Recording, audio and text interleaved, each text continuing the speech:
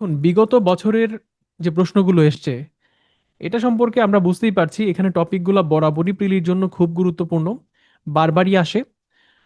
উপমহাদেশে ইউরোপীয়দের আগমন এই টপিকে অনেক প্রশ্ন আসছে আগে, ঠিক আছে? অনেক প্রশ্ন আসে এবং আহ, লিখিততে কোয়েশ্চেন আসে নাই বাট ব্যাপারটা এরকম না যে আমি এখান থেকে আমার স্টাডি করার পরে যে উইজডমটা আমার মধ্যে গ্রো করবে হিস্ট্রি থেকে, সেই উইজডম তো আমরা বিভিন্নভাবেই একটা ফ্লো এর মতো করে বিভিন্ন প্রশ্নে কাজে লাগাতে পারি if you are that smart, ঠিক আছে? এখন প্রশ্নপত্রের ধরন দেখে মনে হবে যে আমি পার্টিকুলারলি ওই প্রশ্নের জন্য আপনার প্রস্তুতি নেওয়া হয়তো হবে না, বাট স্টিল আপনি যত অ্যাভিনিউ থেকে যত পড়াশোনা করবেন, আমার সামনে এখন চাকরির বিধানাবলী আছে, আয়কর ম্যানুয়াল আছে, সার্ভিস রুলস আছে, আপনার সামনে এখন প্রিলিমিনারির এই কন্টেন্টগুলো আছে, আমরা ক্লাসগুলো করব, পত্রিকা আছে, অন্যান্য বই আছে, নন ফিকশন অনেক বই আছে অনেক রাইটারের। প্রত্যেকটা লেকচার ম্যাটেরিয়াল বা প্রত্যেকটা কন্টেন্ট বই থেকে তথ্য উপাত্ত statements analysis data facts graphs maps সব কিছুই কিন্তু বিভিন্নভাবে যে কোনো সাবজেক্টে রিলেট করা যায় উইদাউট ম্যাথসে তো আর আপনি ওগুলো রিলেট করতে পারবেন না, তাই না? তো চেষ্টা করবেন প্রতিটা জিনিসকে একটু রিলেট করার। উপমহাদেশে ইস্ট ইন্ডিয়া কোম্পানির শাসন, এখান থেকেও 35তম বিসিএস এর রিটেনে পর্যন্ত কোশ্চেন এসেছিল, আমরা দেখব সেই প্রশ্নটা কি ছিল। তারপর উপমহাদেশে ব্রিটিশ শাসন, যেটা 49 থেকে শুরু করে একদম ইফ উই গো ব্যাকওয়ার্ড একদম 15তম বিসিএস পর্যন্ত কিন্তু প্রিলিতে প্রশ্ন আসছে। So that makes it very important, 3 star দিয়েছি আমরা এখানে। তারপরের টপিকটা হচ্ছে আমাদের উপমহাদেশে বিভিন্ন বিদ্রোহ এবং সংস্কার, এই পয়েন্টেও দেখেন প্রশ্ন আসছে, অনেকগুলো রিটেনেও আসছে। তো উপমহাদেশে ইউরোপীয়রা প্রথম দিকে কিন্তু তারাই বাণিজ্য করতে এসে এই অঞ্চলে ইনভেট করেছে বিভিন্নভাবে, ঠিক আছে? আর প্রিলিতে দেখা যায় প্রশ্নগুলো একটু কাঠখোট্টা ধরনের তথ্যভিত্তিক মুখস্থ টাইপের হয়। কি কি প্রশ্ন আসে? প্রশ্নটা এমন হয়, ইউরোপীয় বণিক যারা ছিল এদের মধ্যে প্রথম আসে কোন দেশের বণিকেরা, এরকম প্রশ্ন হতে পারে। আবার প্রশ্ন হতে পারে বাংলায় এরা কি নামে পরিচিত ছিল। আমি যদি আমরা উত্তরে যাই, দেখুন ইউরোপীয় বণিকদের মধ্যে প্রথম উপমহাদেশে এসেছে পর্তুগাল থেকে, এবং তারা হচ্ছে পর্তুগিজ জাতি, আমরা দেশের নাম বলছি পর্তুগাল, এবং তাদের ন্যাশনালিটি হচ্ছে Portuguese, but they were known as Firangis, তারা কিন্তু এই বঙ্গে নাম পরিচিত ছিল ফিরিঙ্গি হিসেবে। দ্বিতীয়ত এসেছে ইংল্যান্ড থেকে, ঠিক আছে? তারা অবশ্যই ইংরেজ জাতি হিসেবে, তারা ইংরেজ, এবং এখানে তাদের পরিচয় ছিল east India company.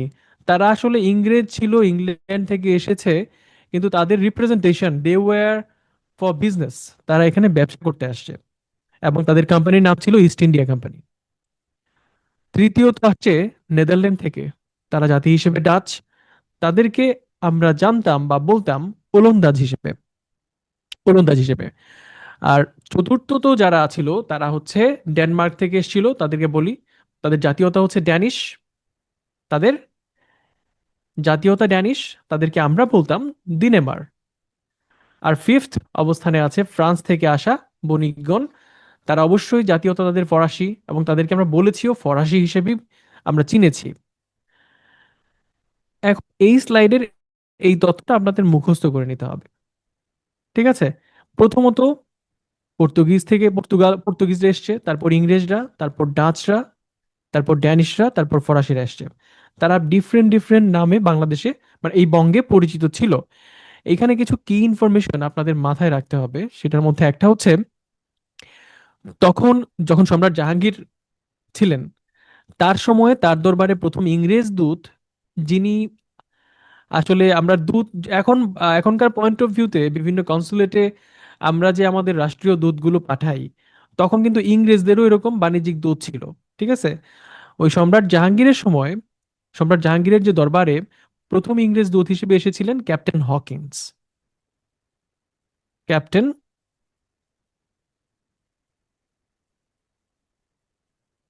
Captain Hawkins ছিলেন তিনি তিনি এসেছিলেন সম্রাট জাহাঙ্গীরের সময়কালে, প্রথম দূত ছিলেন তিনি, প্রথম ইংরেজ দূত। এই তথ্যটা একটু স্পেশালি মনে রাখার চেষ্টা করবেন, জাহাঙ্গীরের দরবারে প্রথম দূত কে ছিল? ইংরেজ দূত। তিনি হচ্ছেন ক্যাপ্টেন হকিন্স। আরেকটা প্রশ্ন যেটা আমরা স্কুলে থাকতেও পড়েছি, একটা বাক্য ছিল না, ভাস্কো দা গামার যেই ভারতে আসার জলপথ আবিষ্কারের যে বাক্যটা, অনেকবার আমরা পড়েছি। ঠিক আছে, পর্তুগিজ নাবিক ভাস্কো দা গামা তিনি কিন্তু ইউরোপ থেকে ভারতে আসার যে জলপথ আবিষ্কার সেটা করেছিলেন। সেটা কবে? সেটা হচ্ছে 1498 এ। 1498 সালের 27 মে। এই তথ্যটাও একটু টুকে টুকে রাখতে হবে। ঠিক আছে, Vasco da Gama, Vasco da Gama তিনি ইউরোপ থেকে ভারতে আসার যে জলপথ সেটা আবিষ্কার করেছিলেন। আচ্ছা, এরই মধ্যে দিয়ে আমরা যদি আরো কন্টিনিউ করি সামনের দিকে, এরপরে দেখেন আহ উত্তমা সন্তরীপ, এটার ইংরেজি কেউ বলতে পারবেন? দেখি তো, উত্তমা সন্তরীপ ইংরেজিটা কে বলতে পারবেন? চ্যাট বক্সে দেখি তো। হুম।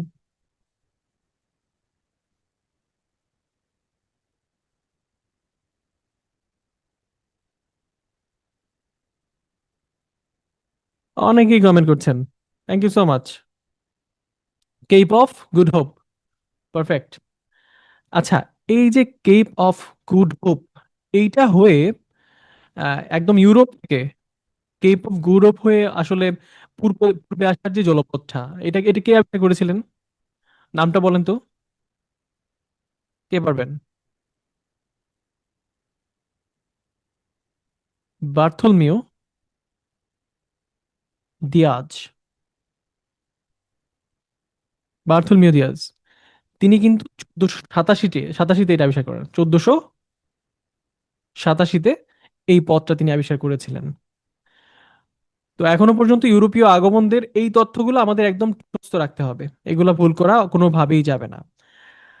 আর উপমহাদেশে ইউরোপীয়দের আগমনের প্রাক্কালে তারা প্রথম কোথায় কুঠি গুড়েছিল, এটা প্রশ্নটা বারবার বিভিন্ন পরীক্ষায় আসে প্রিলিতে। এখন আপনাদেরকে আমি প্রশ্ন করবো, আপনারা উত্তর করবেন, অনেকেই বেসিক স্টাডি করেছেন। পর্তুগিজদের প্রথম ভারতে কুঠি কোনটা ছিল? পর্তুগিজরা তারা ভারতের কোথায় প্রথম কুঠি গেড়েছিল? পিপলিতে, উড়িষ্যার পিপলি নামক স্থানে। আর বাংলায় কুঠি কোনটা বলেন তো? সপ্তগ্রাম। সপ্ত সপ্তগ্রামে প্রথম বাংলায় কুঠি স্থাপন করে। আর ইংরেজদের মধ্যে ভারতে প্রথম কুঠি স্থাপন করে সুরাটে, মানে ইংরেজদের ভারতে, ভারতে প্রথম কুঠি সুরাটে। আর ইংরেজরা বাংলায় কুঠি স্থাপন করে প্রথম হরিহরপুর। আচ্ছা, এই কুঠির বর্তমান প্রেক্ষাপটে, এখন তো আমরা রেগুলার ডিপ্লোম্যাটিক প্র্যাকটিস যেগুলো, এক একটা দেশ এক একটা জায়গায় দেখা যায় এক একটা দেশে কি স্থাপন করে, তাদের এমবাসি স্থাপন করে, তাই না? এমবাসি।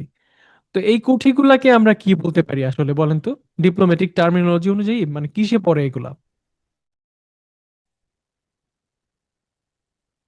কনসুলেট, জিম্বা বলেছেন। Yeah, consulate, not embassy. Not embassy actually, এগুলা কনসুলেট এর পর্যায়ে পড়তে পারে বর্তমান প্রেক্ষাপটে। তো ওই যে কুঠিগুলোর কাজ ছিল তাদের হোস্টিং কান্ট্রি যেটা, সেই দেশগুলোতে গিয়ে সেখানকার রাজা যারা আছেন, ঠিক আছে, তাদের সঙ্গে কমিউনিকেট করে বিজনেস পলিসিস গুলো সেট করা, বা বিজনেসটাকে কন্ডাক্ট করার জন্য যা প্রসিডিওর মেনটেন করা প্রয়োজন সেগুলো তারা সেখান থেকে করতো। আশা করি কুঠির কনসেপ্ট আপনারা বুঝতে পেরেছেন, তাই না? আচ্ছা, ডাচদের বাংলায় প্রথম কুঠি, ডাচরা তাদের প্রথম বাংলায় কুঠি স্থাপন করে বাঁকুড়াতে। বাঁকুড়া, ডাচরা করে বাঁকুড়াতে। বাঁকুড়া। আর ফরাসিদের বাংলায় কুঠি হয় চন্দননগরে।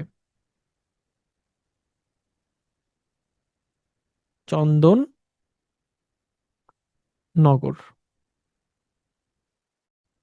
ঠিক আছে, চন্দননগর। Let's move on. তো উপমহাদেশে এই যে ইউরোপীয়রা আসছে, আমরা ফ্লোটা অলরেডি কিন্তু মুখস্থ করে ফেলেছি। কি দেখলাম? প্রথমে আসছে পর্তুগিজরা, তারপর এসেছে ইংরেজ, তারপর ডাচ বা ওলন্দাজ, তারপর ফরাসিরা, তাই না?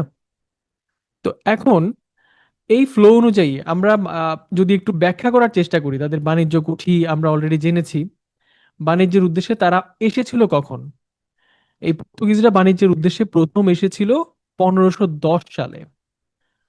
1510-এ আমরা অলরেডি জেনেছি তারা কুঠি স্থাপন করেছিল পিপলি নামক স্থানে। পিপলিতে। আচ্ছা, দ্বিতীয় ডাচ একটা বইয়ে দেয়া আছে এরকম কমেন্ট অনেকেই করছেন। এখন দেখেন, আচ্ছা কোন বইয়ে দেয়া আছে একটু রেফারেন্সটা আমাকে বলেন তো, কোন বইয়ে আছে আপনারা যেটাকে রেফারেন্স বই হিসেবে বলছেন? Fourth Denmark, that is true, আমরা এখানে একটা স্কিপ করেছি। আমরা জাস্ট ফ্লোটা কিন্তু এখানে নাম্বার ওয়াইজ দেয়া নাই। পর্তুগিজ, তারপর আছে ইংরেজ ইংরেজ, তারপর ডাচ বা ওলন্দাজ, ঠিক আছে, তারপর ফরাসি। কিন্তু আগে কিন্তু আমরা এই ফ্লোটা এখানে ঠিক আছে, কিন্তু এর মাঝখানে তো আমরা নেদারল্যান্ডকে ঢুকাই নাই, তাই না? দেখেন আমরা কিন্তু অলরেডি পড়ে আসছি এটা। এখানে এই ফ্লোটা আপনারা ধরে রাখবেন, এই ফ্লোটা মুখস্থ রাখবেন। আর এই ব্যাখ্যা স্লাইডের জন্য আমরা একটা ফ্লো দাঁড় করিয়েছি, আমরা এখানে ব্যাখ্যাটা করব। ঠিক আছে, এখানে আমরা ব্যাখ্যাটায় যাব। পর্তুগিজরা আমরা প্রথম দেখলাম 1510-এর দিকে উড়িষ্যার পিপলি নামক স্থানে বাণিজ্য ঘাঁটি স্থাপন করে। প্রথম বাণিজ্য ঘাঁটি স্থাপন করে। তারপরে আবার 1516-র দিকে 6 বছর পর 1510-এ পিপলিতে, 1516-তে বাংলায় এসে তারা চট্টগ্রামে কুটি স্থাপন করে। চট্টগ্রাম এবং একই সঙ্গে সপ্তগ্রাম, সপ্তগ্রাম সেখানে তারা কুটি স্থাপন করে। তো এই যে পর্তুগিজরা চট্টগ্রামে এসেছিল, পর্তুগিজরা তখন চট্টগ্রামের যে বন্দরটা, এটাকে কি বলতো জানা আছে নিশ্চয়ই আপনাদের? পোর্টো ডি গ্রান্ডে। এই যে গ্র্যান্ড শব্দটা থেকে তারা সেটা নিয়েছে, এটা বড় বন্দর, সেই রিকগনিশনটা তারা এইভাবে এই নাম দিয়ে দিয়েছিল। তো এই পর্তুগিজরা যখন এখানে বাণিজ্য করতে আসছে, তারা আমরা দেখলাম আমরা তাদেরকে বলেছি ফিরিঙ্গি নামে। ফিরিঙ্গি, ফিরিঙ্গি নামে পরিচিত ছিল। কিন্তু একটা বিষয় আপনারা অনেকেই জেনে অবাক হবেন, অনেকে হয়তো অলরেডি জানেন, they were more into looting than doing business. ব্যবসা করার চাইতে তারা লুটপাট, হ্যাঁ, এগুলোর প্রতি আগ্রহ তাদের বেশি ছিল।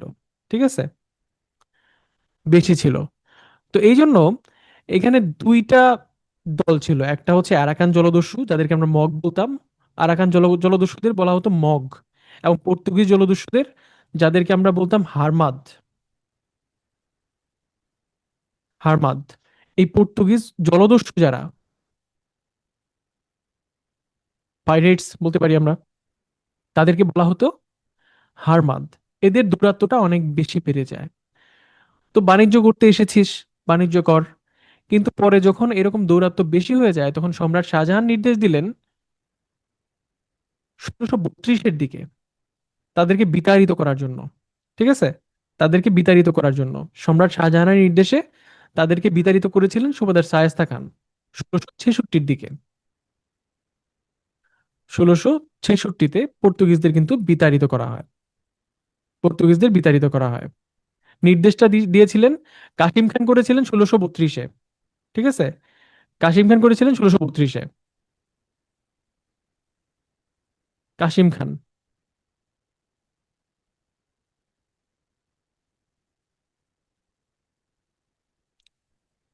ওকে। তো এইভাবে কিন্তু পরবর্তীতে উচ্ছেদটা হয়। আমরা যদি ইংরেজদেরটা একটু দেখি একই ফ্লোতে, আহ আমরা একটা নতুন স্লাইড নিতে পারি। একদম 1600-র দিকে আমরা ফিরে যাব। 1600 সাল, তখন প্রথমবারের মতো রানী এলিজাবেথের অনুমতি নিয়ে সম্রাট আকবরের যে দরবার, সেই দরবারে তারা বাণিজ্য করতে আসে ইংরেজরা 1600 সালের দিকে। ঠিক একই ফ্লোতে 1600 সালে তারা প্রথম আগমন করলো। ঠিক আছে, আসার পরে 1612-তে, 1612-তে তারা সুরাটে কুঠি স্থাপন করলো, বাণিজ্য কুঠি সুরাটে। একই ফ্লোতে 1633-এ তারা সম্রাট শাহজাহানের অনুমতি নিল, অনুমতি নিয়ে বাংলায় আসলো। বাংলায়, বাংলার হরিহরপুর, আমরা অলরেডি বলেছি এটা, হরিহরপুরে আসে। আমি দেখতে পাচ্ছি ঐশী হ্যান্ড রেজ করেছেন। আমরা কি প্রশ্নগুলো একটু শেষের দিকে নিতে পারি? কুঠি আমি অলরেডি ব্যাখ্যা করেছি। ফাজিলাত প্রশ্ন করেছেন কুঠি, কুঠি মানে কি আসলে? কুঠির ব্যাখ্যা আমরা অলরেডি দিয়েছি। কুঠি এটা একটা কনসুলেটের মতো। হ্যাঁ, বাণিজ্য বাণিজ্য করার জন্য তারা হচ্ছে তাদের আহ, যে রিজিয়নে। আচ্ছা, সব লেখাশালগুলো কি পড়তে হবে? প্রশ্নের উত্তর হলো আপনাদের গুলো ডেটা সবসময় মুখস্থ করার চেষ্টা করবেন না। সব মুখস্থ করতে চাইলে আপনার ব্রেন জ্যামড হয়ে যাবে। আপনি কিন্তু সব ডেটা মুখস্থ করে রাখতে পারবেন। That is necessary, not not possible necessarily. আচ্ছা, তারপর দেখি 1690। আমরা একটু 1690 এর দিকে যাব। What happened in 1690? জোব চার্নকের নাম শুনেছেন? আপনারা অনেকেই হয়তো জানেন কলকাতার প্রতিষ্ঠাতা বলা হয় জোব চার্নককে। বাট কলকাতার একটা কোর্ট কিন্তু রায় দিয়েছিল এই যে তাকে জনক বলা হচ্ছে, এই এই স্বীকৃতিটা আসলে নট কারেক্ট। জোব চার্নককে কলকাতার প্রতিষ্ঠাতা, এই যে আশিকুর রহমান কমেন্ট করেছেন, নাইম বলেছেন। আচ্ছা, ওকে, অনেকেই দেখছি ব্যাপারটা সম্পর্কে জানেন, প্রপারলি অবগত আছেন অনেকেই। কিন্তু বিষয় হলো তার এই স্বীকৃতিটা কিন্তু মানে সলিড না। স্বীকৃতিটা কিন্তু সলিড না। আচ্ছা, আমরা সালটার দিকে আবার ফেরত যাই। তো অবশেষে দেখেন 1690 এর দিকে জোব চার্নক তিনি হচ্ছে সম্রাট আওরঙ্গজেবের কাছ থেকে 1200 টাকার বিনিময়ে, কত, 1200, অনলি 1200, এই টাকার বিনিময়ে কলকাতা 57টি এবং গোবিন্দপুর গ্রামের জমিদারি লাভ করেন। অবস্থাটা কত আসলে দেখেন, ইনফ্লেশন রেট সহ সবকিছু মিলিয়ে অবস্থাটা এমন দাঁড়িয়েছে, আপনি বর্তমানে 1200 টাকায় কি পাবেন? এই যে এতগুলো এলাকা ঘুরে বেড়ানোর জন্য একজনের জুতো হয়তো কিনতে পারবেন না, রাইট? যাই হোক, আমরা একটু এগিয়ে যাব। তো এই তথ্যগুলো সবগুলো মুখস্থ রাখতে হবে ওটা ওরকম না, এগুলো একটু ক্লাসের মাঝখানে মাঝে মাঝে কিছু আলোচনা করে নেয় আর কি। এবারে আমরা দেখব ডাচ বা উলন্দাজদের আগমন সম্পর্কে কিছু কথা। ডাচরা প্রথম আসে 1602-এ। 1602-এ আপনারা যারা প্রশ্ন করছিলেন যে ইউরোপীয়দের আগমন নিয়ে আপনাদের অনেক কনফিউশন আছে, আপনারা দেখবেন তারা ঠিক কবে উপমহাদেশে আসে সালটার সঙ্গে একটু অ্যানালিসিস করার চেষ্টা করবেন, এবং সেটাকে চেষ্টা করবেন বেশ কয়েকটা রেফারেন্স বইয়ের সঙ্গে মিলিয়ে দেখতে। তাহলে আপনাদের আর সেই কনফিউশনটা থাকবে না বলে আমি মনে করি। আচ্ছা, 1602 খ্রিস্টাব্দে ডাচরা উপমহাদেশে আসে। ডাচরা এবং বাংলায় আসে 1630-এ। বাংলায় বাংলায় 1602-এ আসে উপমহাদেশে। উপমহাদেশে। আর ফরাসিদের কথা আমরা অলরেডি দেখেছি, তারা হচ্ছে চন্দননগরে কুঠি স্থাপন করেছিল, আর বাংলায় 1690-এর দিকে কুঠি স্থাপন করে।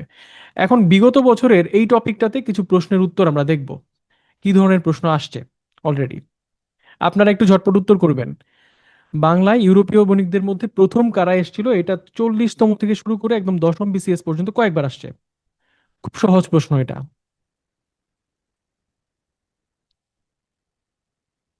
পর্তুগিজরা, এটা ভুল হওয়ার কোনো সম্ভাবনাই ম্যাক্সিমামেরই নাই। এটা ভুল হয় না সাধারণত। কিন্তু অটোমানরা কবে কনস্টান্টিনোপল, এটা যদিও এখানে প্রাসঙ্গিক না, কিন্তু আপনারা অনেকেই জানেন এই টপিকের, খুব রিলেট করা যায় না, বাট স্টিল আপনারা অনেকেই জানেন হয়তো। তুর্কিরা বা অটোমানরা কবে কনস্টান্টিনোপল জয় করে বলেন তো? এটা একটা র্যান্ডম কোয়েশ্চেন এখানে অ্যাড করা। 1453 ইজ দ্য কারেক্ট অ্যান্সার। 1453। 1453। আচ্ছা, বেশ কয়েকজন প্রশ্ন করেছেন ক্রোনোলজিটা আরেকবার বলার জন্য। ক্রোনোলজিটা আমি প্রথম দিকের স্লাইডে, তৃতীয় স্লাইডে একদম সলিড একটা স্লাইড দেওয়া আছে, এইটা একটু দেখে নেবেন। আবার বারবার রিপিট করতে গেলে আমাদের অনেকগুলো স্লাইড আছে। আমরা এবারের বাংলাদেশ বিষয়াবলী কোয়েশ্চেনটা সলভ করব। So we won't be able to actually make the time. ঠিক আছে, আমরা একটু চেষ্টা করব মনোযোগ দিয়ে সেশনটাতে থাকতে। ভারতীয় উপমহাদেশে মানে ফরাসিদের কারা বিতাড়িত করে বলেন তো? উপমহাদেশ থেকে ফরাসিদেরকে বিতাড়িত করে কারা?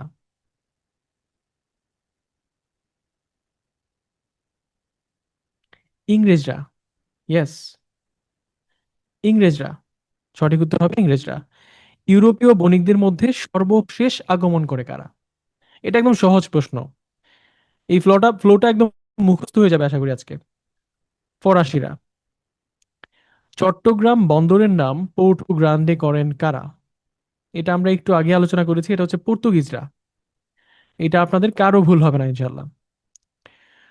সো এতক্ষণ তো আমরা ফ্লোটা সম্পর্কে জানলাম। এখন এই ইস্ট ইন্ডিয়া কোম্পানির সময়কালে ইংরেজ যত শাসক বা সংস্কারক ছিলেন তারা বিভিন্নভাবে, তারা যেহেতু আমাদের বাংলাদেশের এখনকার সময়ে আমরা যেভাবে পরিচালিত পরিচালিত হচ্ছি, আমাদের আইন বিধি যেগুলো আছে এর ম্যাক্সিমামই ট্রেডিশনালি আমরা পেয়েছি ব্রিটিশদের কাছ থেকে। তো এই ব্রিটিশ প্রমিনেন্ট শাসকদের অনেকেই আমাদের বাংলাদেশ সিভিল সার্ভিসের যে একদম রুটের জায়গাটায় অনেকেই ইন্টারলিঙ্ক আমরা করতে পারবো অনেককে। এবং একই সঙ্গে তারা বিভিন্ন পর্যায়ে যেই ভূমিকাটা রেখেছেন সেটার পথ পরিক্রমায় আমরা অনেক কিছুই এখনো ধারণ করি।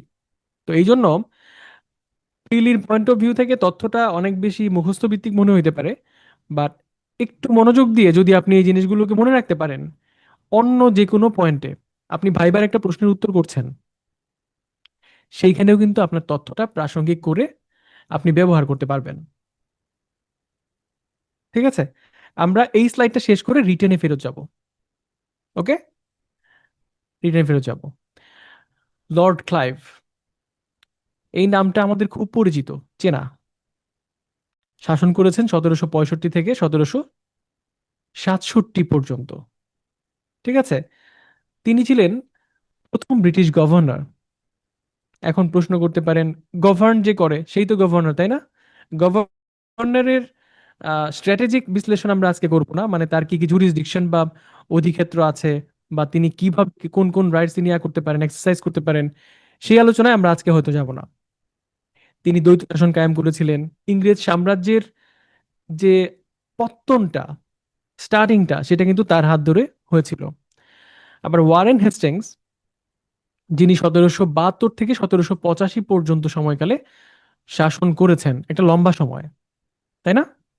13 বছরের মতো। তো তিনি দ্বৈত দ্বৈত শাসন ব্যবস্থাটা বাতিল করে দিয়েছিলেন 1772-এ। তারপর কলকাতাকে রাজধানী করেছিলেন, পাঁচশালা ভূমি বন্দোবস্ত করেছিলেন। এখানে ইম্পর্টেন্ট গুলো আমি একটু স্টার মার্ক দিয়ে রাখবো। তিনি এশিয়াটিক সোসাইটির প্রতিষ্ঠা করেছেন। ঠিক আছে, কলকাতাকে রাজধানী করেছিলেন ওয়ারেন হেস্টিংস। দ্বৈত শাসন ব্যবস্থার বাতিল করেছেন, এটা খুব ইম্পর্টেন্ট, মনে রাখতে হবে। ভারত শাসন আইন প্রণয়ন, এটা অত্যন্ত গুরুত্বপূর্ণ, ওয়ারেন হেস্টিংসের আমলে করা। আর এই সাবকন্টিনেন্টের সর্বপ্রথম রেভিনিউ বোর্ড স্থাপন করেছিলেন কিন্তু ওয়ারেন হেস্টিংস। এটা আপনাদের কাছে কম গুরুত্বপূর্ণ মনে হলেও as an official from the taxation service আমার কাছে মনে হয় খুবই সিগনিফিক্যান্ট। তিনি কিন্তু প্রথমবারের মতো উপমহাদেশে বোর্ড অফ রেভিনিউ স্থাপন করেন। ঠিক আছে, বোর্ড অফ রেভিনিউ স্থাপন করেন। আচ্ছা, লর্ড কর্নওয়ালিস, তিনি জমিদারি যে একটা প্রথা ছিল, ঠিক আছে, তারা ট্যাক্স দেওয়ার বিনিময়ে তারা তারা হচ্ছে বাৎসরিকভাবে একটা জমি একটা ট্যাক্স দেওয়ার মাধ্যমে আসলে জমিদারিটা ইন্ট্রোডিউস করে। ঠিক আছে, তাদের তাদের প্রতিনিধি নিয়োগ করে, বলতে পারেন তাদের হয়ে তারা হচ্ছে কর আদায় করত। ভারতের সিভিল সার্ভিসের জনক, এটা খুব গুরুত্বপূর্ণ একটা তথ্য। লর্ড কর্নওয়ালিস ভারতের সিভিল সার্ভিসের জনক। চিরস্থায়ী বন্দোবস্ত কবে হয়েছিল এই প্রশ্নটা আসে 1793-এ, এবং সেটার প্রবর্তক ছিলেন লর্ড কর্নওয়ালিস। Lord Cornwallis. আবার দেখেন সূর্যাস্ত আইন, এই সূর্যাস্ত আইনও কিন্তু তিনিই করেন। তো এই প্রত্যেকটা জিনিস কিন্তু আমাদের একটু মাথায় রাখতে হবে। আচ্ছা, আমরা তো অলরেডি দেখেন, তারপর আমরা লর্ড ওয়েলসলিকে পেয়েছি 1798 থেকে 1805 পর্যন্ত। অধীনতামূলক মূলক মিত্রতা, এটার মানে কি বলতে পারবেন? ব্যাপারটা এমন, যদি হচ্ছে এক্সাম্পল দিয়ে যদি বলি, আপনি একজন বড় আহ, ক্ষমতাধর ব্যক্তি, আপনি অন্য একজনকে ক্ষমতায়িত করবেন, বলুন তুমি যদি আমার আমব্রেলার নিচে আসো, I will give you protection, I will finance your you know services. তুমি যদি আমার আন্ডারে আসো তাহলে আমি তোমাদের সিকিউরিটি দিব এবং আমরা বন্ধু হয়ে যাব, এরকম একটা ব্যাপার। অধীন হলে তুমি আমার মিত্র, এরকম একটা প্রিন্সিপাল তিনি কিন্তু ইন্ট্রোডিউস করেছিলেন, লর্ড ওয়েলসলি। এবং ব্রিটিশের প্রথম সাম্রাজ্যবাদী বড়লাট, বোঝাই যাচ্ছে তার কনসেপ্ট থেকেই তার পাওয়ারটা আসছে। এই যে অধীনতামূলক মিত্রতা, এটা কিন্তু একটা ইন্টারেস্টিং কনসেপ্ট। এই কনসেপ্টের জন্যই তিনি কিন্তু আসলে প্রথম সাম্রাজ্যবাদী বড়লাট হয়েছিলেন। লর্ড উইলিয়াম বেন্টিঙ্ক, এই বেন্টিঙ্ক সতীদাহ প্রথা বিলোপ করেন, আইনটা করেন। ঠিক আছে, সতীদাহ প্রথা বিলোপ আইনটা করেন। আবার কলকাতা মেডিকেল কলেজ, সেটারও প্রতিষ্ঠা তিনি করেন, এটা খুব বেশি ইম্পর্টেন্ট না। ফরাসির পরিবর্তে ইংরেজি ভাষা চালু, এটা একটা গুরুত্বপূর্ণ অবদান লর্ড উইলিয়াম বেন্টিঙ্কের। আর লর্ড ডালহৌসি, তিনি সত্য বিলোপ নীতির প্রবর্তন করেন, রাইটস, সত্য, রাইটস, কপিরাইটস বলি না আমরা, এরকম রাইটস বিলোপ নীতির প্রবর্তন করেন। এবং উপমহাদেশে প্রথমবারের মতো টেলিগ্রাফ লাইন চালু করেন, টেলিগ্রাফ লাইন চালু করেন। আচ্ছা, এই যে টেলিগ্রাফ নিয়ে আমরা কথা বলছি, টেলিফোন নিয়ে পরে কথা বলবো। ইন্টারেস্টিং ফ্যাক্ট বলে রাখি, আপনারা যদি বাংলাদেশ সিভিল সার্ভিসে আসেন, আপনার সার্ভিসটা যদি এমন হয় যে আপনি, আপনার টেলিফোনের প্রাপ্যতা রয়েছে, তাহলে কিন্তু আপনি সেই আবেদনটা করতে পারেন বাসায় টেলিফোন নেওয়ার জন্য, এবং you will be given an allowance. হ্যাঁ, টেলিফোন অ্যালাউন্স যেটাকে বলে, এটা কিন্তু আপনি পাবেন। খুব বেশি অ্যামাউন্টের না। যেমন আমি ট্যাক্সেশন সার্ভিসে আমার এটা করার সুযোগ আছে, যদিও আমি এখনো করি নাই। সার্ভিসে অনেকগুলো পার্ক আপনারা পাবেন বাংলাদেশ সিভিল সার্ভিসে আসলে। আহ, বেশ কিছু সুযোগ সুবিধা আছে, এগুলো ক্লাসে বলাটা প্রয়োজন কেন, কারণ আলটিমেটলি লম্বা জার্নি, এই সময়টায় মাঝে মাঝে কিছু সুযোগ সুবিধা নিয়ে কথা বলা, এগুলো আসলে মোটিভেশন দেয়। আমি আমার সময় যেটা ফিল করেছিলাম আর কি। আপনার বাসায় সার্ভিসের থাকার বরাতে আপনি একটা টেলিফোন লাইন পাচ্ছেন। টেলিফোন আমরা ফ্রিকোয়েন্টলি ইউজ করি না, দ্যাট ইজ ট্রু, আপনার হাতে আরো স্মার্ট আর এফিশিয়েন্ট টেকনোলজি আছে, কিন্তু টেলিফোন ইজ টেলিফোন, এটার মধ্যে একটা ভাইব আছে, তাই না? কি বলেন?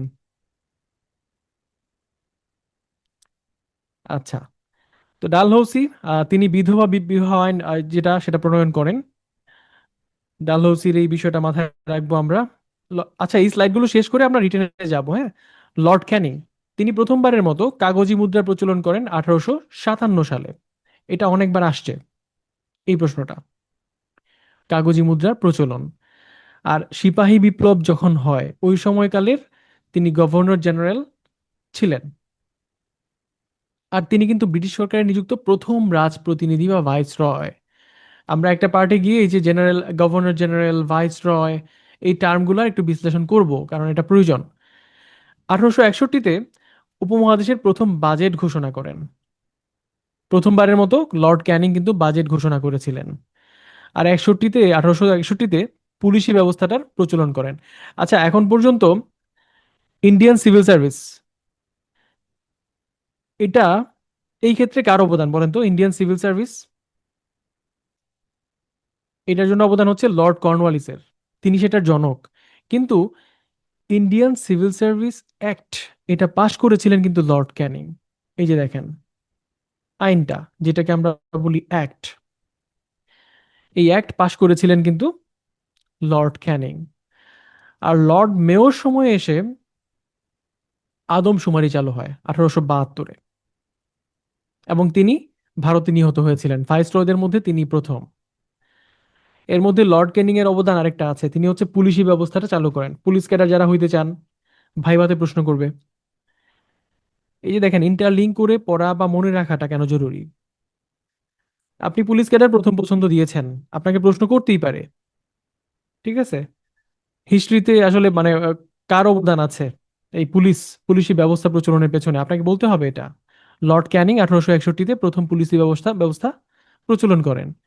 এই যে কদিন পরে যারা বাজেট ভাইবা দিতে আসবে, তখন তাদেরকে প্রশ্ন হতেই পারে যে তখন তো বাজেট চলবে, ঠিক আছে, কয়েকদিনের মধ্যেই এখন বাজেট নিয়ে কাজকর্ম হচ্ছে, কিছুদিন পর বাজেট ঘোষণা করা হবে। তো বাজেট নিয়ে যদি ভাইভাতে প্রশ্ন করে, বা রিটেন পরীক্ষায় যদি বাজেট নিয়ে টিকা আসে, আপনি যদি একটা বাক্য লিখে দেন যে 1861 সালে উপমহাদেশে প্রথম বাজেট ঘোষণা করেন লর্ড ক্যানিং, এই কথাটা একদম ডিরেক্টলি ফ্লোতে আসবে না। আপনি ফ্লো মিলিয়ে, প্রাসঙ্গিকতা, কোহারেন্স মিলিয়ে আপনি বাক্যটা নিয়ে আসবেন।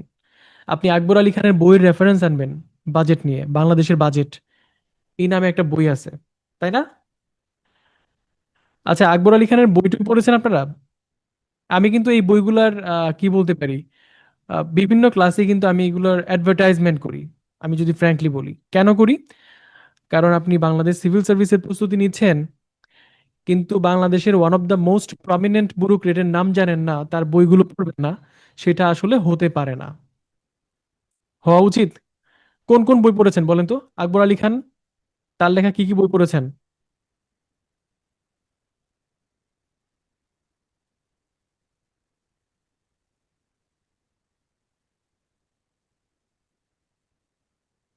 অনেকেই পড়েছেন।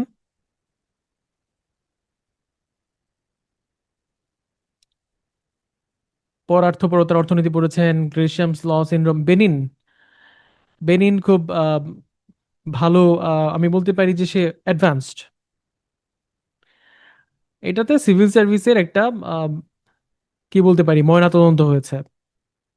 হ্যাঁ, বইয়ের লিস্ট অবশ্যই পেয়ে যাবেন, বইয়ের লিস্ট পেয়ে যাবেন। পুরনো সেই দিনের কথা, এটা খুব সম্ভবত আত্মজীবনী। আজব ও জবর আজব অর্থনীতি, এটাও একটা চমৎকার বই। ডিসকভারি অফ বাংলাদেশ, হ্যাঁ, এটাও চমৎকার বই হিস্ট্রি নিয়ে। আচ্ছা, তো আমরা ছিলাম লর্ড মেয়োতে। Let's move on. তারপর আছে লর্ড লিটন, যিনি একজন বিখ্যাত সাহিত্যিক ছিলেন। ঠিক আছে, বিখ্যাত সাহিত্যিক ছিলেন তিনি, কিন্তু 1878 সালে অস্ত্র আইন প্রণয়ন করেন এবং সংবাদপত্র আইন, যেটা ভার্নাকুলার প্রেস অ্যাক্ট 1878, এটা তিনি প্রণয়ন করে লোকাল যে পত্রিকাগুলো ছিল সেগুলো স্বাধীনভাবে সংবাদ প্রকাশ করতে পারত। তো তিনি সেই অ্যাক্টটা করার মাধ্যমে সেই স্বাধীনতা কিন্তু হরণ করে নিয়েছিলেন। ঠিক আছে, তো এই আইন পরবর্তীতে এসে Lord Ripon, vernacular press act, যেটা আসলে সংবাদপত্রের স্বাধীনতা হরণ করেছিল, সেটাকে তিনি বাতিল করেছিলেন। লর্ড রিপন এসে এই ভার্নাকুলার প্রেস অ্যাক্ট রহিত করেছিলেন। এই যে পঞ্চায়েত, মিউনিসিপ্যাল সিস্টেম, এইসব সিস্টেম ইন্ট্রোডিউস করেছিলেন লর্ড রিপন। আবার ফ্যাক্টরি আইন প্রবর্তন করেছিলেন, যেটা করার মাধ্যমে যে 8 ঘন্টার যে কাজের লিমিট, 8 ঘন্টা সময় কাজ করবে, এই যে পলিসিটা, সেটা কিন্তু তিনি ইন্ট্রোডিউস করেন। তারপরে ইলবার্ট বিল, এটা পাশ করার মাধ্যমে ইউরোপীয় বণিকদের যে বিচার, এটা একটা, আমরা বলতে পারি, one of the most prominent initiatives taken by the British people. তারা আসলে দেখেন, দেশীয় বিচারকদের মাধ্যমে ইউরোপীয়দের বিচার করার অধিকার, চিন্তা করেন ওই সময়ের আলোকে আমরা এই ইনিশিয়েটিভটাকে বলতে পারি অনেক বড় একটা ইনিশিয়েটিভ, তাই না?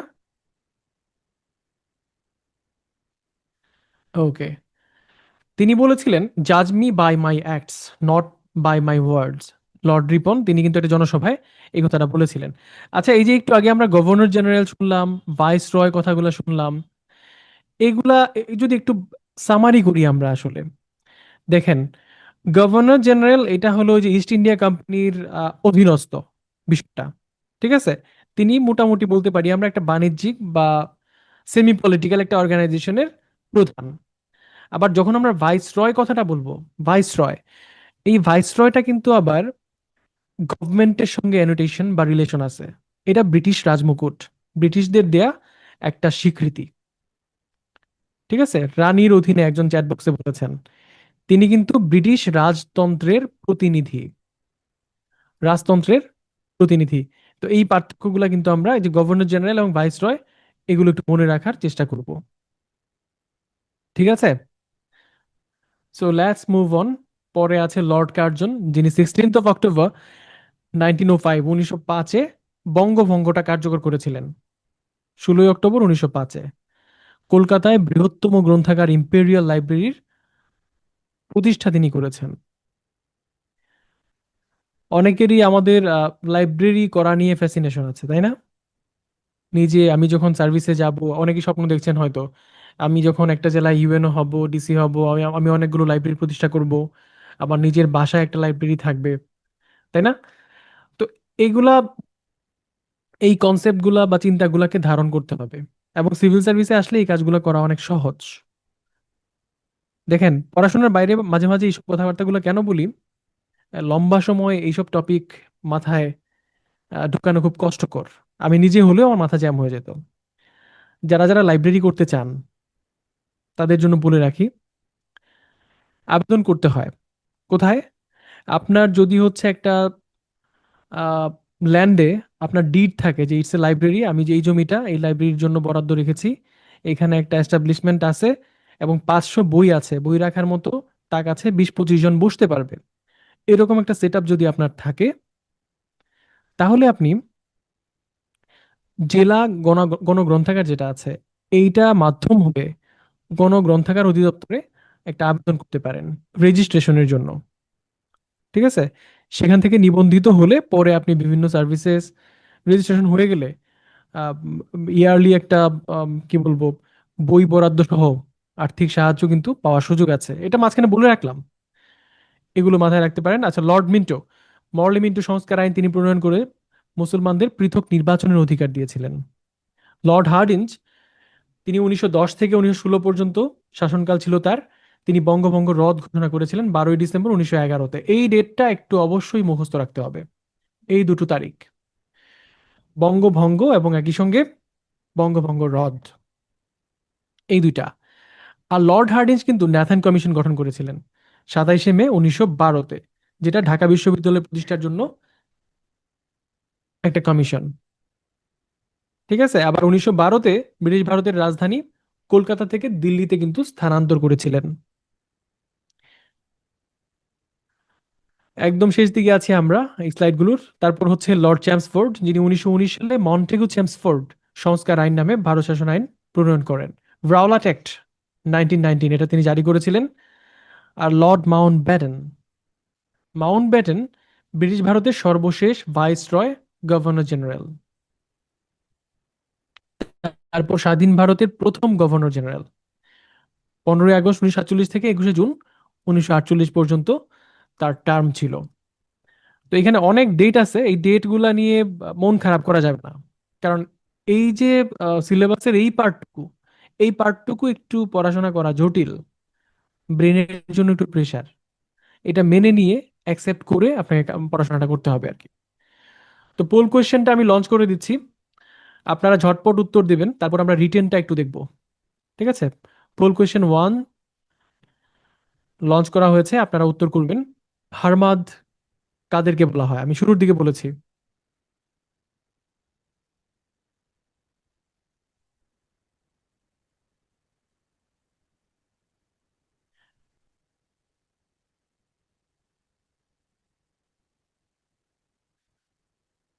মোর দেন 80% কারেক্ট অ্যান্সার দিয়েছেন, কিছু কিছু ব্যক্তি আছেন যারা এখনো ভুল উত্তর দিয়েছেন, দুর্ভাগ্যজনক।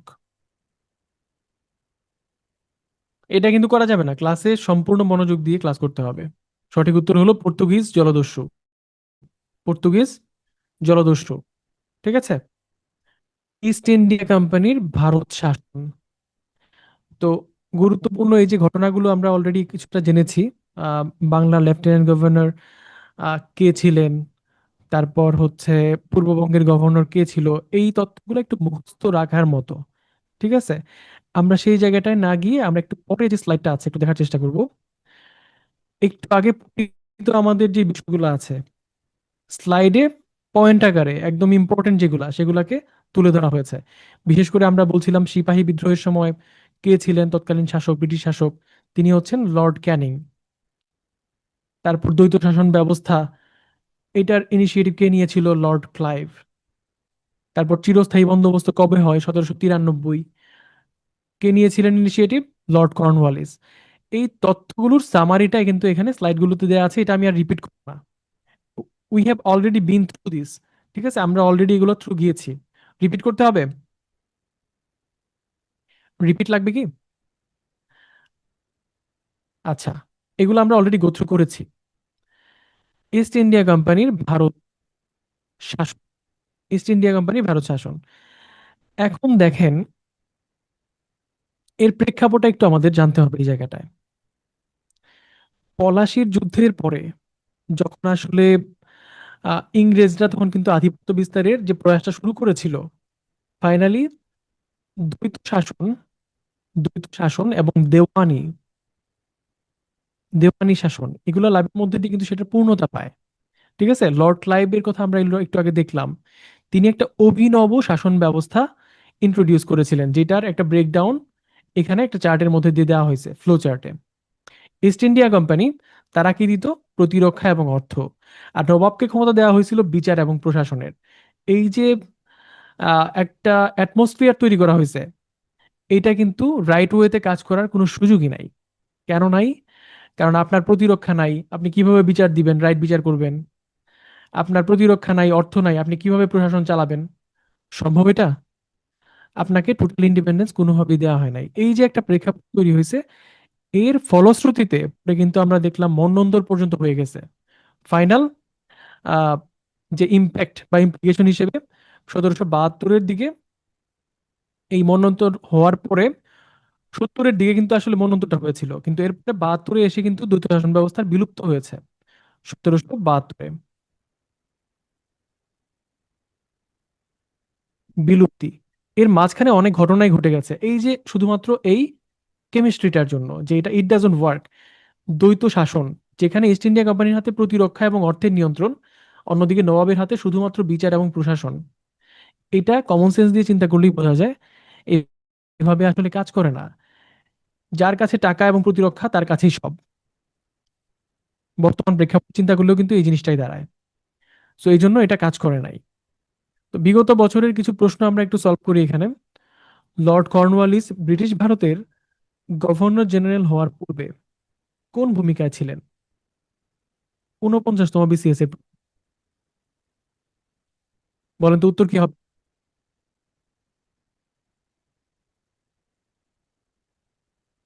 নামাজের ব্রেক আমরা দিব ইনশাল্লাহ। আর 10 মিনিট পরে আমরা ব্রেকে যাব, হোপফুলি। সঠিক উত্তর হবে গ। তিনি গভর্নর জেনারেল হওয়ার আগে যুক্তরাষ্ট্রের স্বাধীনতা যুদ্ধে ব্রিটিশ বাহিনীর প্রধান ছিলেন। এখন ট্রেডিশনাল বইপত্র পড়ে আমাদের পক্ষে এই প্রশ্নের উত্তর পাওয়া কঠিন। কি করতে হবে? এই যে ইন্ডিভিজুয়াল গুলো আমরা নিয়ে, যাদেরকে নিয়ে আলোচনা করেছি, তাদের আত্মজীবনী তো আমাদের পড়ার সম্ভব, মানে সুযোগ নাই। ঠিক না, সম্ভব না ব্যাপারটা। তো চেষ্টা করবেন হিস্ট্রির উপরে লেখা যত ধরনের আর্টিকেলস বিভিন্ন দৈনিকে যেগুলো আসে বা অনলাইনে যেগুলো আসে বিভিন্ন সময়, এগুলো একটু গো থ্রু করতে। অথবা আরেকটা কাজ করতে পারেন, এই নামগুলোকে প্রম্পট হিসেবে দিয়ে বেসিক তথ্যগুলোর লিস্ট তৈরি করতে পারেন, করে জাস্ট একটু চোখ বুলিয়ে যাওয়া। ঠিক আছে, বেসিক গুলোর উপরে। আর এই টপিকে প্রশ্ন যেহেতু বারবারই আসে, প্রতি বছরই আসে, তো টপিকগুলোর গুরুত্ব কম দেওয়ার সুযোগ আসলে কম। একটু হ্যাকটিক এই টপিকটা, আজকের টপিকটা একটু হ্যাকটিক, মনে রাখার জন্য অনেক তথ্য, কিন্তু মস্তিষ্কের কার্যক্ষমতা অনেক, কিন্তু সেটা আমরা ইউটিলাইজ করতে পারি না, আমাদের কাছে প্রেশার মনে হয়, অনেক ক্ষেত্রেই বোরিং লাগে। আজকের টপিকটাই ক্ষেত্র বিশেষে যদি বোরিং বলি, খুব বেশি অত্যুক্তি করা হবে না। Who loves history? হিস্ট্রি ভালোবাসেন কে এখানে? অনেকেই আছেন পছন্দ করেন না। অনেক বেশি শালটাল মুখস্থ রাখতে হয়, অনেক ঘটনা মনে রাখতে হয়, কঠিন ব্যাপার। কিন্তু একটু রিভিশনের মধ্যে রাখতে হবে আর কি, কি তথ্যগুলো রিভিশনে রাখতে হবে। বাংলার 76-এর মন্বন্তর, এটা সময়কাল কত? একটু আগেই বললাম, 1770 খ্রিস্টাব্দ। চিরস্থায়ী বন্দোবস্ত প্রবর্তন করা হয় কোন সনে? এটা কিন্তু আজকে রিপিটেডলি বলেছি। 1793, 34 এবং দশম বিসিএস এ এসেছিল। ইংরেজ ইস্ট ইন্ডিয়া কোম্পানি কখন বাংলা, বিহার এবং উড়িষ্যার দেওয়ানি লাভ করে? 1765-তে। সতীদাহ প্রথা কবে রহিত হয়?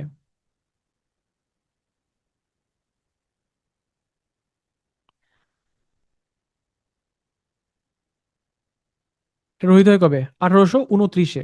আচ্ছা, আমি এবার কিছু কমেন্ট পড়বো আপনাদের মন্তব্য। উম আচ্ছা, একজন বলছেন প্রথম ক্লাসের পড়া, প্রথম ক্লাসের পড়া এখন মনে নাই। খুব স্বাভাবিক। এখন দেখেন, ক্লাসগুলো ফ্যাসিলিটেট যেভাবে করা হয়, এই জন্যই বলি you have to get back to the original content.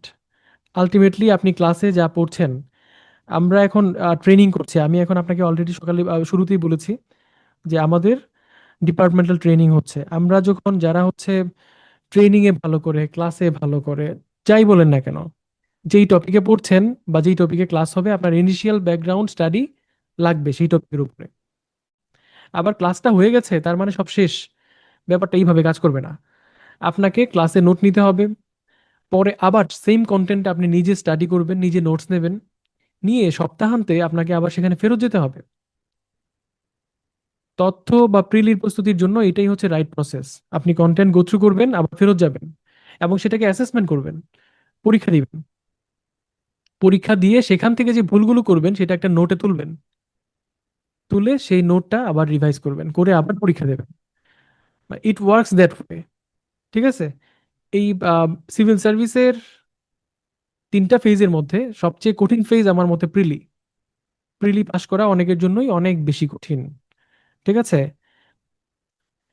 এইখানে এই যে আমার সঙ্গে আমি যার সঙ্গে রুম শেয়ার করছি, আমার ব্রাদার, তিনি বুয়েট থেকে পড়াশোনা করেছেন। তিনিও হয়তো অবশ্যই অ্যাগ্রি করবেন আমার সঙ্গে যে আসলে এই ব্যাপারটা কিন্তু খুব চ্যালেঞ্জিং ছিল। আমরা একজন নাম জিজ্ঞেস করেছেন, নামে আমরা যাব না। এই একাডেমিতে যারা আছে এখন ট্রেনিং এ আমাদের ট্যাক্সেশন সার্ভিসে, if I am not wrong, at least 25 থেকে 26 জনই আছেন বুয়েট থেকে। 35 জনের মতো আছে ঢাকা ইউনিভার্সিটি থেকে। ঠিক আছে? So the number is big. Engineering করে আমরা ট্যাক্সেশনে অনেকেই, আমি বলেছি ডিজাস্টার ম্যানেজমেন্টে। আমি বলবো যে আহ, সবচেয়ে অড কম্বিনেশনের মধ্যে একটা হইতে পারে, from disaster management to taxation.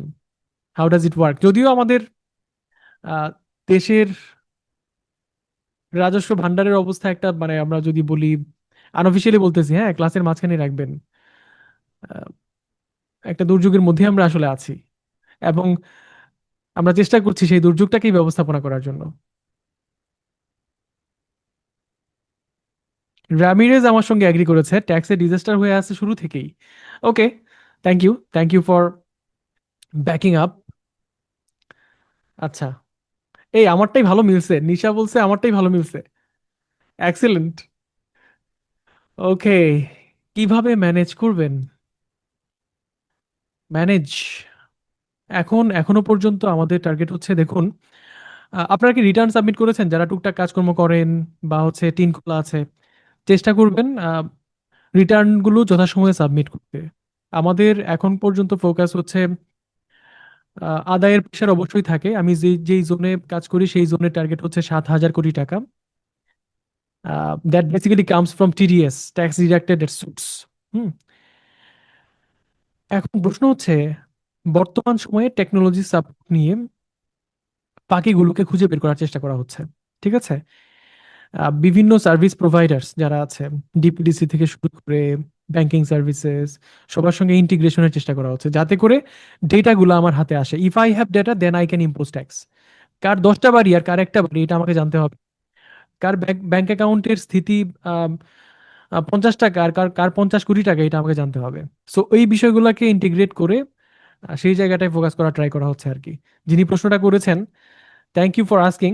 যদিও আমাদের আজকের টপিকের মানে বিষয় এটা না।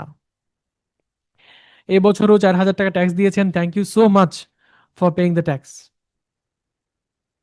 Thank you so much. VAT বাড়তেছে, আসলে দেখেন, ভ্যাট ভ্যাট তো কোনো এফোর্ট বেসড রেভিনিউ আর্নিং না। ভ্যাট ইম্পোজ করে দিই চলে আসে, ঠিক না? আমাদের ইনকাম ট্যাক্সের উপর ইম্পর্টেন্স বাড়াইতে হবে। অনলাইন কোর্সের উপর কি ইনকাম ট্যাক্স হয়? Definitely, why not? You can consult with people from Uttoron. এই যে মামুন ভাই আছেন, মামুন ভাইকে জিজ্ঞেস করতে পারেন, they are paying a lot to the government. উদ্ভাসন, মেষোত্তরণ, এগুলো কিন্তু অনেক, এই যে কোর্স গুলো হয়, লঞ্চ হয়, এগুলো কিন্তু দিজ আর প্রোডাক্টস। ঠিক আছে? প্রতিটার উপরে ট্যাক্স হয়। এই যে আর্নিং মানি, আমি সেশন নেওয়ার মাধ্যমে টাকা পাই। হ্যাঁ, আমাকে কিন্তু ট্যাক্স দিতে হয়। এখন প্রশ্ন করতে পারেন সার্ভিসে থেকে আপনি এটা কিভাবে করছেন। দেখুন, শিক্ষা সংশ্লিষ্ট কাজে কিছুটা ফ্রিডম দেয়া আছে। আমি তো চেষ্টা করছি আমি আমার সার্ভিস আওয়ারের বাইরে এসে I am not using my official time, বাইরের সময়টায় নিজে কষ্ট করে পরিশ্রম করে ক্লাস নেওয়া কিন্তু কষ্টকর। ফ্যাসিলিটেট করা একটা জিনিস, এটা কিন্তু কষ্ট। এটা করে আপনি you are trying to earn. এখন যেই টাকা আমাকে দেয় সেই টাকায় জীবনযাপন করা কঠিন। আপনার নিশ্চয়ই অনেকে এগ্রি করবেন, তাই না? বাট রেভিনিউ সার্ভিসে কাজ করলে আপনি কিন্তু রিওয়ার্ডের সুযোগ আছে। রিওয়ার্ড কেমন? আহ, আপনি যদি পুনর্মোচন করে একটা নথিতে কর ফাঁকির আহ, নিদর্শন আপনি দেখেছেন, দেখে সেটাকে যথাযথ প্রক্রিয়ায় পুনর্মোচন করে যদি করটা আদায় করে নিতে পারেন, তাহলে রিওয়ার্ডের একটা অর্ডার আছে, প্রেসিডেন্সিয়াল অর্ডার। সেই অর্ডার অনুযায়ী যথাযথ কর্তৃপক্ষের মাধ্যমে আবেদন করলে আপনি কিন্তু একটা রিওয়ার্ড পেতে পারেন। এটা একটা সুযোগ। আচ্ছা, যাই হোক, লেটস মুভ অন। চিরস্থায়ী বন্দোবস্ত কি? প্রশ্ন আসছিল 35তম বিসিএস এ। এখন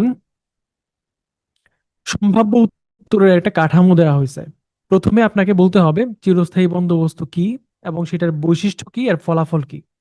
এই স্ট্রাকচারে যদি আপনার উত্তরটা আসে, তাহলে ভালো মার্ক পাওয়ার সম্ভাবনা থাকে। প্রশ্নটা, যেটা খুব সম্ভবত 5 নম্বরের প্রশ্ন ছিল, চিরস্থায়ী বন্দোবস্ত জিনিসটা কি, এটা প্রশ্ন করেছিলেন একজন, তখন উত্তর দিই নাই কারণ এই প্রশ্নটা এখানে আছে। আমরা এটা ডিসকাস করব। চিরস্থায়ী বন্দোবস্ত ব্যাপারটা দেখেন, জমিদারদের যারা ছিলেন তাদেরকে জমির স্থায়ী মালিকে পরিণত করে, এবং তারা মালিকানার যে রাইটস, সেই রাইটস কিন্তু তারা লাভ করে। কিভাবে পায়? সেটা হচ্ছে নির্দিষ্ট পরিমাণ একটা রেভিনিউ তাদেরকে প্রদান করতে হতো। ঠিক আছে? রেভিনিউ কাদেরকে দিত? কোম্পানিকে দিত। দিয়ে তারা আলটিমেটলি জমির মালিক হয়ে যেত। ব্যাপারটা এরকম বুঝায়। আবার দেখেন, খাজনা বাকি পড়লে জমিদারদের ভূমির কিছু অংশ বিক্রি করে রাজস্ব আদায়ের ব্যবস্থা ছিল। আর সরকার কি দিয়েছিল? শান্তি রক্ষা এবং নিরাপত্তার দায়িত্ব গ্রহণ করে। আমরা একটু আগে কিন্তু এটা ডিসকাস করেছি। তো ফাইনালি এই চিরস্থায়ী বন্দোবস্ত, পার্মানেন্ট সেটেলমেন্ট যেটাকে ইংরেজিতে বলে, এর ইম্প্যাক্টটা ছিল ব্যাপক। কিরকম? কর্নওয়ালিস, সে ছিল জমিদার। ঠিক আছে, সে কিন্তু তার মতো জমিদারি একটা ক্লাস আমাদের এই উপমহাদেশে গড়ে তুলতে চাইছিল। কিন্তু আমাদের যে স্ট্রাকচার, সোশ্যাল স্ট্রাকচার বা সোশিও ইকোনমিক যে ফ্রেম, সেটা তো একরকম না, তাই না? সো এইটার ফ্লারিশটা একই রকম ভাবে হবে না। ঠিক আছে? কৃষকের অবস্থা ওই যুক্তরাষ্ট্র মানে ইউকের যে কৃষকরা, ইংল্যান্ডের তাদের মতো ছিল না, তাই না? এখানে মানুষজন অনেক বেশি দরিদ্র। আর মহাজনী ব্যবস্থাটা যেটা ছিল, এটা অনেক বেশি শোষণমূলক। সূর্যাস্ত আইন, সেটা নিয়ে আমরা হয়তো আলোচনা করব পরে।